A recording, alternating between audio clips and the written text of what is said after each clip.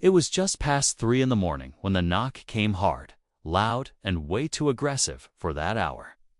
At first, we thought it was some kind of mistake. Maybe a neighbor in trouble, maybe a delivery gone wrong. But then the shouting started. A deep voice claimed he was with the HOA and needed to speak with the homeowner immediately. My wife and I sat up in bed, confused. What kind of homeowners association business happens before sunrise? Before we could even react, our 12-year-old son, half asleep but already alert, was heading downstairs. He's been trained to respond calmly in tense situations, but this was different. This wasn't something you could rehearse. The pounding got louder. Then came the rattling of the door handle. We didn't recognize the man on our security camera. No uniform, no badge, just a flashlight in one hand and something tucked under his jacket. Our son stopped at the foot of the stairs, unsure of what to do. I was right behind him, trying to piece together what was happening while still waking up.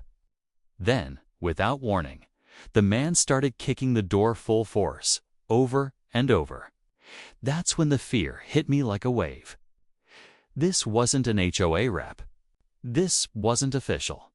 This was something else entirely. In that split second, instincts kicked in. The tension in the house skyrocketed. My son reached for the locked drawer where we keep emergency protection. I shouted for him to stop, but it was too late. The door gave in, and everything happened at once. What happened next was a blur of noise, confusion, and a choice no kid should ever have to make. And just like that, our quiet suburban life was thrown into chaos.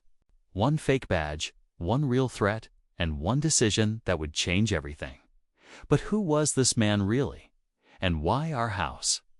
What we uncovered in the hours that followed left us shocked and asking if we'd just narrowly escaped something. Far worse, just hours before all this, everything had felt normal. We had dinner together. My wife packed lunch for the next day, and our son was finishing up a science project at the kitchen table. There was nothing unusual, no warning signs. No strange calls or unexpected visits. Our neighborhood is quiet, almost boring, in the best kind of way. That's exactly why we moved there. No crime, no drama, just peace. Or so we thought.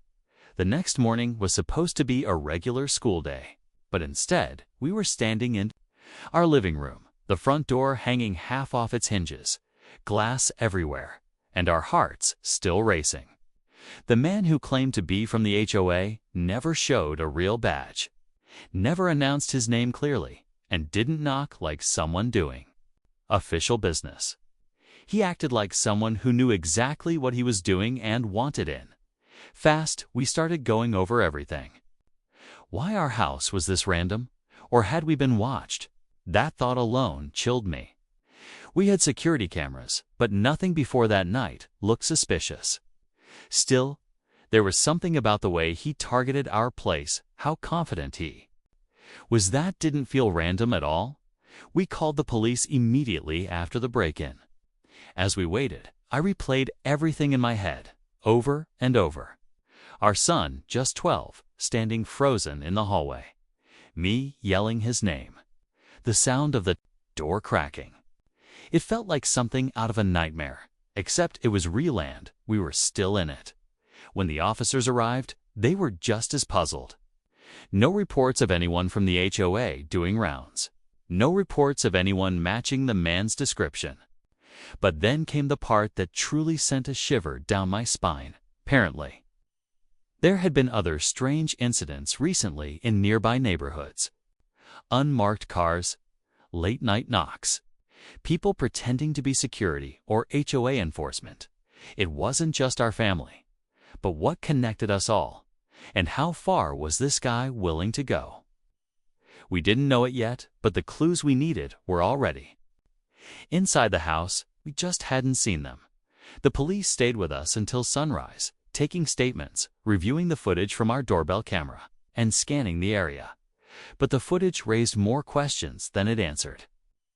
The man had parked down the street, out of view from most cameras, and approached on foot.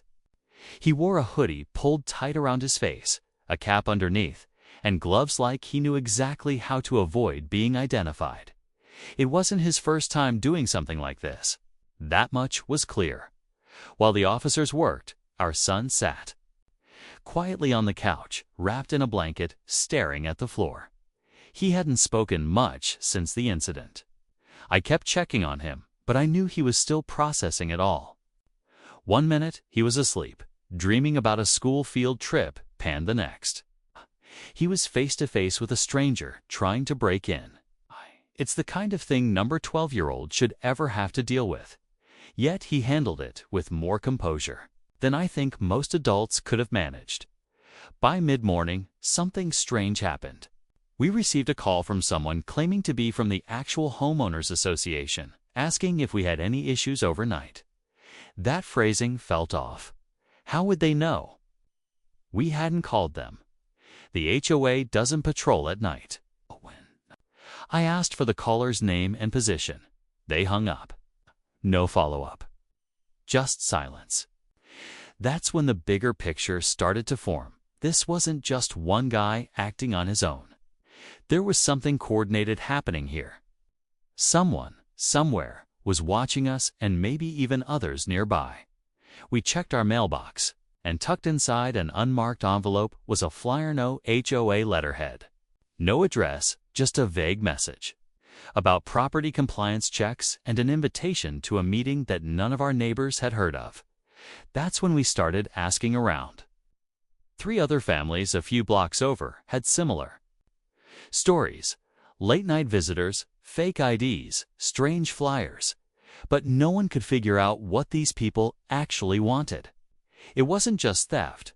They didn't take anything. They seemed more interested in access getting inside, and we still didn't know why. As the hours passed, our quiet neighborhood suddenly didn't feel so safe anymore. We started locking every door, every window even, in broad daylight. We kept our son home from school, and neighbors began texting each other constantly, sharing stories and screenshots of the flyers. What stood out was that each one was slightly different. Different fonts, different wording, but always the same message. Upcoming HOA compliance check. Be prepared for unannounced visits. We knew now it had nothing to do with the real HOA. That much was clear.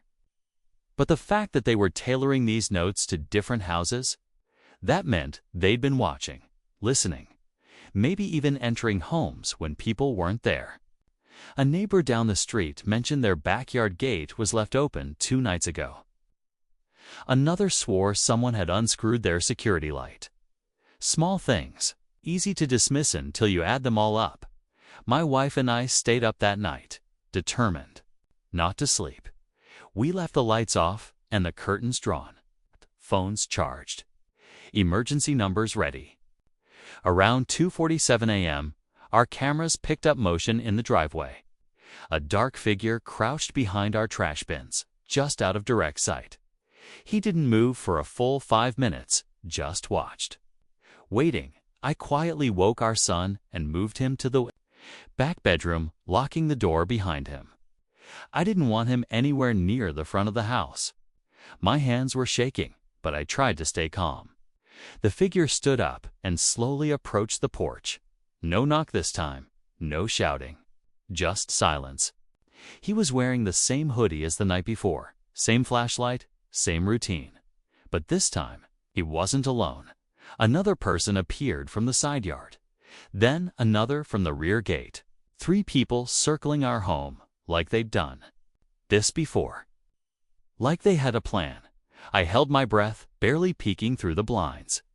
They weren't breaking in yet, just surrounding, watching, measuring their moment. And that's when I noticed something chilling. One of them was holding a copy of our son's school schedule. I couldn't believe what I was seeing. The paper in his hand wasn't just a random flyer or trash. When he turned slightly toward the porch light, I recognized the layout and logo immediately. It was our son's school calendar, with his name at the top and his bus pickup time circled in red That was the moment everything shifted. This wasn't just about our house anymore. This was personal. I backed away from the window and whispered to my wife, who had already grabbed her phone and was dialing 911 again. The dispatcher's voice was calm, but I could hear the urgency growing in her tone as my wife explained what was happening in real time. We're told to stay low, stay quiet, and wait for officers again. But this time, they might not get there fast enough. The three figures outside weren't moving quickly.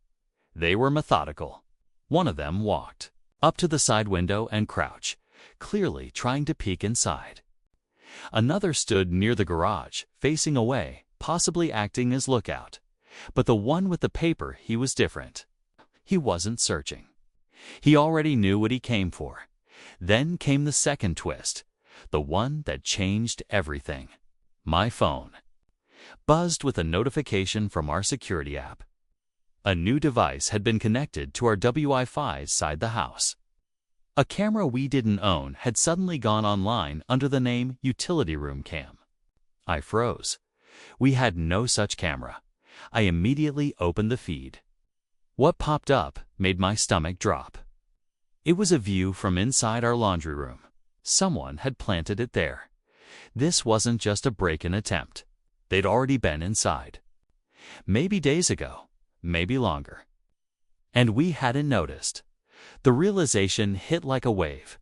They weren't trying to get in. They were making sure we stayed scared, controlled, monitored the fake HOA visit. The unmarked flyers, the late-night prowlers. This was bigger than we imagined.